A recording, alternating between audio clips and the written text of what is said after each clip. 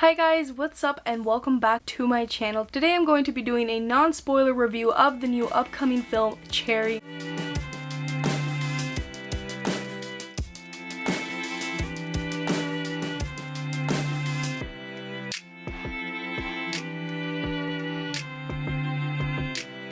The wild journey of a disenfranchised young man from Ohio who meets the love of his life only to risk losing her through a series of bad decisions and challenging life circumstances. I was so fortunate to be able to see this movie early and get this review out to you guys early, and if there's anything you take away from this review is that you don't want to miss this movie. It's coming out on March 12th to Apple TV Plus and coming in select theaters starting February 26th. So again, if you're able to watch this one whatever way and safely that you can, this is one that should be on the top of your list. And I first want to start off by talking about the style of the movie because I think that's one of the things that I noticed really quickly as I was watching the movie, and I loved mostly all of the stylistic choices that the movie had to offer. And the first one that I noticed that started off the bat was breaking the fourth wall, and you kind of see that in the trailer, and it caught me by surprise in the trailer as well as many other people.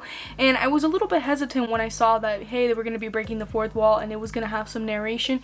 But I've got to tell you guys that at least in my opinion, it perfectly worked. And it might not work for everybody because I think it's something that people either are really gonna like or people are not really gonna like. And in my case, I did end up liking it. I think it worked really well with what the movie had to offer because it fits right into the tone of the movie. And the Russo brothers did a really great job at making sure that these stylistic choices, such as breaking the fourth wall, weren't jarring in the middle of the film. Right off the bat, you get mostly everything that the movie has to offer, from the color palette, the breaking the fourth wall, narration. That's important for a film because I think sometimes when movies do have like a style shift out of nowhere, it kind of makes the experience a bit weirder. And I have to say that this movie didn't do that because from the beginning we got really accustomed to what it was like. When you read what the movie's about on paper, it's envisioned in my head in a completely different way than what the movie was, because the movie had a lot of choices that were very interesting, and that breaking the fourth wall is something that I think if the movie didn't have it wouldn't have been as good as it was. So I'm very happy that they ended up breaking the fourth wall, because when Cherry addresses us,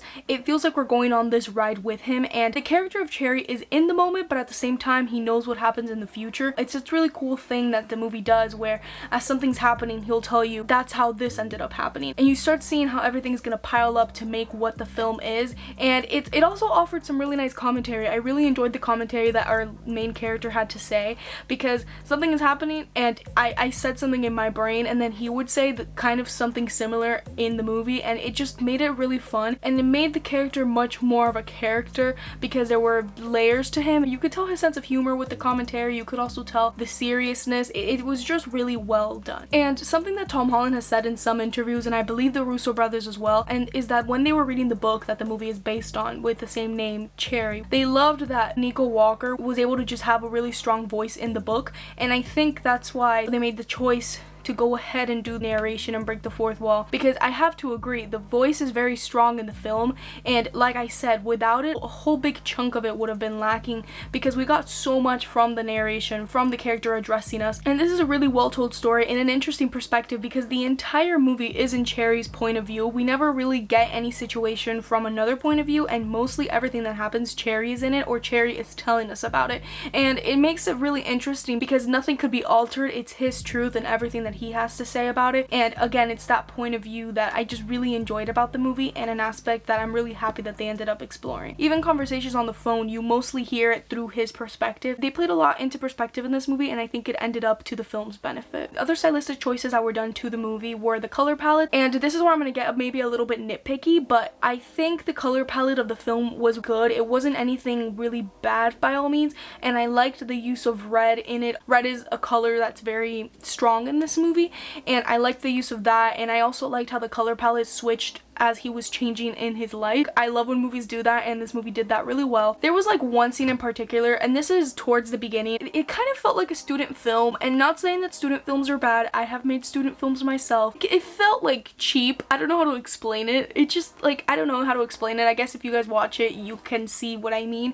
But it's a certain shot, and it kept zooming in, and then it would kind of change to more of like a grayscale, and then change back to like color. But it was like a weird color. It kind of gave me like sepia vibe. Didn't make it look as high produced as other scenes, if that make any sense. So that's just my little issue with the color palette. It didn't affect me that much because I think it fixed itself really quickly, but there were a couple of scenes where they did the editing on it, and I think they could have done it completely differently to make it better. And just another negative to get it out of the way, there was also this type of effect that they used where the sides of people were like blurry and fuzzy, and it just looked really off. I was not a fan of it at all, and it happened more in the beginning again. Like, all of these negatives I think happened at the beginning, and the best way I can describe how it looked is this from The Chilling Adventures of Sabrina, and yeah, that's kind of how it looked, and I wasn't a huge fan of when they did that in Sabrina, and they do it here a little bit at the beginning, and I was not a huge fan of it. I think it made it look kind of weird, and I think I get why they were doing it in certain scenes, but I think they could have done something else to make it more appealing. I loved how they played around with the aspect ratio, especially when we get into like the war section, which I have a lot to say about that section, so don't worry, we'll be talking about that. And the camera angles are so awesome in this movie,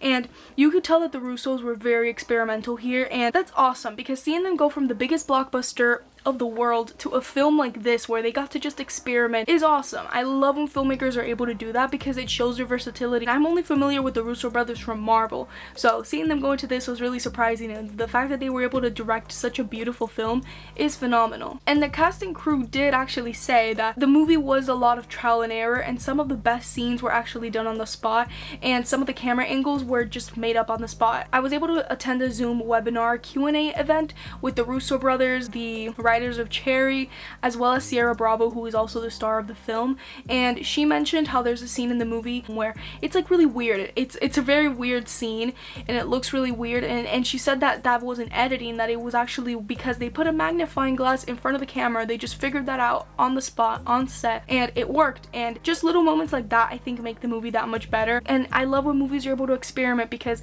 the scene that she was talking about was a great scene, and I couldn't have imagined any way else, because I think the way that it was shot was just really great. And I've got to hand it to Angela Russo and Jessica Goldberg because they wrote this phenomenal script. I just haven't even read the book, but I feel like it's a very well adapted screenplay, and at times it does feel like they're trying to fit too much into the story, but I don't know what other way they would have done it, because although I could feel the wrong time, this movie's like about 2 hours and 30 minutes, so it's pretty lengthy, and halfway I paused it to go get something, and I was like, wow, I have that much left. I don't know how else they would have done it. Like, I don't know what they could have cut, because I think everything was important, if that makes any sense, because I think each chapter of Cherry's life was important, and the length of each chapter was good. I don't know what was lost there. There was a section towards like the middle after the war part where I got a bit bored, but other than that, I think the movie did a really good job at not giving us stuff that wasn't needed. Everything felt important in developing this character and developing the life of Cherry that we were watching in the movie. And like I've been mentioning, this story is told in different chapters, and my personal favorite was Soldier, and I was really surprised that that was my favorite, because if you know me, I don't know if I've mentioned it on my channel, I don't really like war movies. It's just not my cup of tea. I don't enjoy watching them, so I was not looking forward to this part in the movie because I just felt I was gonna be bored. But I think everything that it had to say about war and PTSD, medication, it had a lot to say during that segment, and I do kind of wish we would have stayed there a little bit longer, but I understand they had to keep the story going.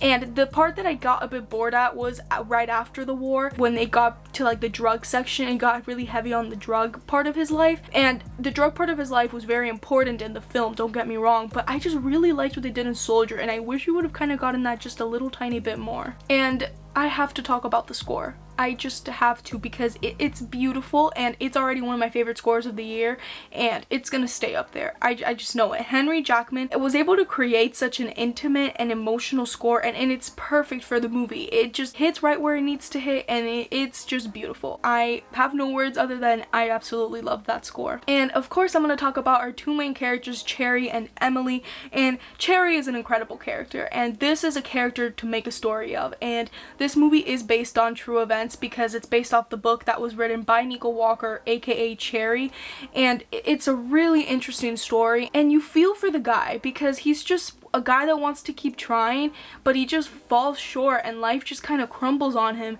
because of so many bad decisions and a lot of things that the movie discusses. And I think the way they explored PTSD was honestly my favorite depiction that they did in the movie, because I think it's not explored enough, and they went into things that I feel not many movies do, and I really appreciated that they didn't romanticize anything with Cherry and Emily, because I just hate when they romanticize things like that in movies. It's just not fun at all. But this movie was able to not romanticize it yet still make it enjoyable to watch, if that makes any sense, and I think that's something that was really hard to do, and they were able to do it. And this leads me to talking about Tom Holland, because he gave his career best performance performance here in my opinion. Tom Holland has proved again and again that he's an amazing actor with so many projects that he's taking, and this one is the one that's honestly my favorite performance wise, because he did an incredible job where Tom Holland was lost in the role and all I saw was Cherry, and in this one film he showed an immense amount of range because we first meet him when he's a student and we end at a later part in his life, and a lot happens in this movie. I mean, it's 2 hours and 30 minutes, so it's chunky. He just does an incredible job of transitioning from the different stages of Cherry's life, and I'm just really happy that he was cast because I think it's time for him to show his amazing talent that he does have. He's one of my favorite parts of the movies for sure. He's incredible in this. There were so many scenes where it just didn't even feel like I was watching an actor. It felt like I was watching this happening in real life. And at the same time, he's really good at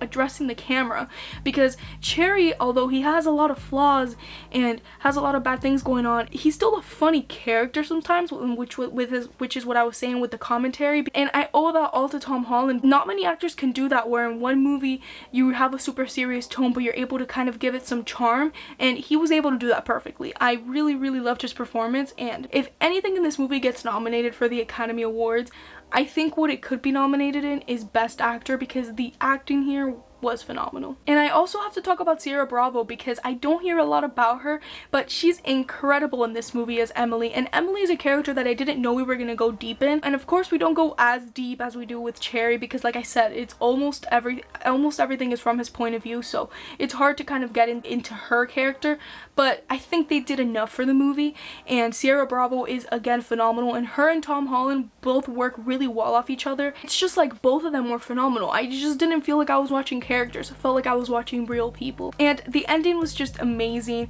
I obviously can't give it away, but it was just amazing, and it like tied everything perfectly and made the movie even that much better. Cherry is a film that is beautifully directed, written, acted, and told in a way that deals with topics in a real and unglamorized way, but manages to still make it entertaining to watch. And with that being said, I'm going to give Cherry an A. I absolutely loved this movie, and let me know if you guys are going to end up watching this movie, or if you've seen the movie, let me know what you think about this movie, if you liked it, if you didn't like it. Although it's not a perfect film, I still was a really big fan of the story that was told, and I appreciate everybody working on the movie to make a story like this happen. Thank you guys so much for watching this video, and if you're new here, please subscribe for weekly movie content. I try to make videos as often as I can and post more than once a week, and I also have a second channel where I am posting vlogs and just other fun videos that don't belong on this channel. And go ahead and check out my socials down below in the description. And that's about it for me today, guys. I hope you have an awesome rest of your day, and I hope to catch you guys next time. Bye!